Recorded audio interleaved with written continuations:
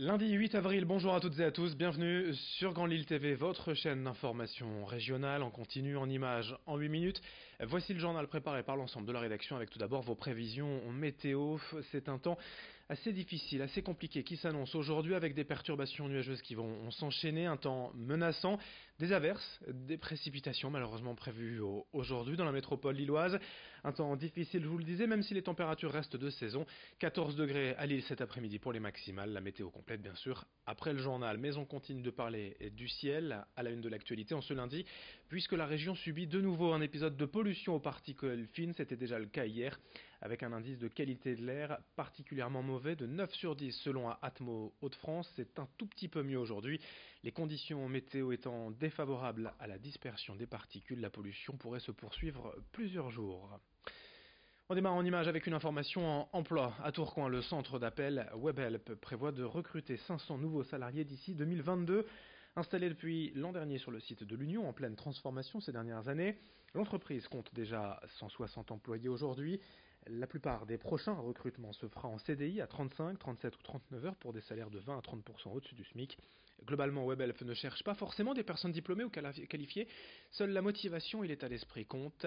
Pour les dirigeants, le développement à Tourcoing se fait naturellement au vu des opportunités et des possibilités du territoire. Explication complémentaire au micro de Xavier Silly. Concrètement, les difficultés que vous rencontrez, c'est quoi quand vous analysez un petit peu les recrutements que vous avez déjà effectués? C'est peut-être ce mix d'oral et d'écrit, où finalement, parfois sur l'écrit, on a plus de difficultés à trouver des profils qui ont une qualité d'écrit impeccable, tant sur l'orthographe ou sur la manière, j'ai envie de dire, parfois un peu trop décontractée, qui est aujourd'hui celle par exemple des réseaux sociaux. Les Webhelpiens qui nous ont rejoints, ils ont parfois des formations de 3, 4, 5 semaines de formation initiale. Ça dépend des activités sur lesquelles ils sont positionnés.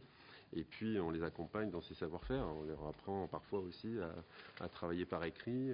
On a des partenaires qui travaillent sur cette industrie, sur l'orthographe. On pourrait en citer, qui accompagnent les entreprises comme les nôtres à faire progresser nos agents sur cet aspect-là. Et oui, on passe beaucoup de temps à les former. L'information en bref, dans la métropole lilloise, la métropole européenne de Lille va s'agrandir prochainement avec Allennes, Les Marais, Annelin, Beauvais, Carvin et Provins comme nouvelles communes. Le conseil communautaire a validé l'intégration de ces 5 villes vendredi. Le territoire de la Melle comptera désormais 95 communes et un petit peu plus de 24 000 habitants supplémentaires.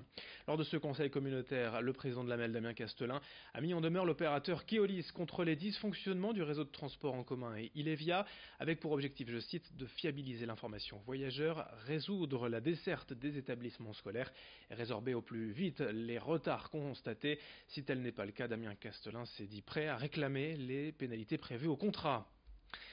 Dans ce journal également, le Main Square Festival d'Arras édition 2019 en plein préparatif. Les organisateurs étaient en conférence de presse vendredi pour présenter cette 10e édition au cœur de la citadelle d'Arras.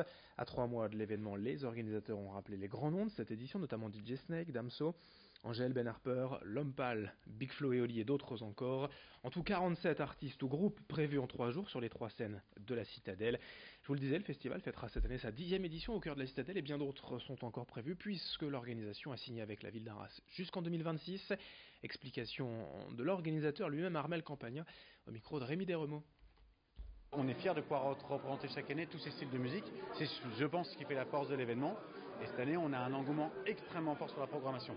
Les Pass Week-end n'ont jamais vendu si bien, donc les gens ont l'air très contents. Maintenant, voilà, c'est 47 groupes cette année. C'est des efforts par rapport au passage entre les deux scènes. Comme j'ai expliqué, la régie de la Green Room est explosée en 2 petites régies pour laisser plus d'espace, pour laisser plus de visibilité. On est dans on fignole sur l'accueil et sur le confort des festivaliers. On a des festivaliers qui sont heureux de venir, qui sont récurrents, qui sont en amour avec le festival et on se doit de leur rendre. Donc on travaille tout ce qu'on peut travailler pour les accueillir le mieux possible. Le Main Square Festival à Arras, c'est donc les 5, 6 et 7 juillet prochains, on en reparlera. On l'a dit en introduction de cette édition, la météo ne s'annonce pas idéale en ce début de semaine de vacances. L'occasion d'aller découvrir les expositions du moment, notamment au Forum départemental des sciences à Villeneuve d'Ascq, avec Viral. Comme le nom l'indique ici, l'objectif c'est d'expliquer de manière claire et drôle les phénomènes de contagion, et ce dans différents registres, que ce soit médicalement, les microbes et virus, mais aussi les interactions psychologiques, comme lorsque l'on a envie de bâiller en voyant quelqu'un le faire. L'exposition est évidemment ludique et interactive pour intéresser au mieux le jeune public. Explication recueillie par Vincent Vieillard. On va pouvoir avoir un petit boîtier pour voir comment la contamination peut s'opérer d'un individu à un autre. On va pouvoir s'interroger aussi sur tout ce qui est psychologique et social. Pourquoi quand on voit quelqu'un en train de bâiller ou en train de rire, ça nous donne envie de bâiller, envie de rire. On va s'intéresser à la manière dont les choses dans des réseaux peuvent se diffuser. On va essayer de comprendre qu'est-ce qu'un microbe et encore une fois qu'un microbe c'est un micro-organisme, mais il y a des micro-organismes qui ont un rôle négatif, mais il y a énormément de micro-organismes qui sont dans notre corps, dans notre vie quotidienne et qui sont indispensables à la vie. Pour finir, on vous signale le retour attendu de la brasserie emblématique d'Armentières, Motte Cordonnier, après plusieurs années sans activité. Voici sa toute nouvelle bière, la René. En hommage à René Motte, le dirigeant ayant reconstruit la brasserie après sa destruction dans la Première Guerre mondiale.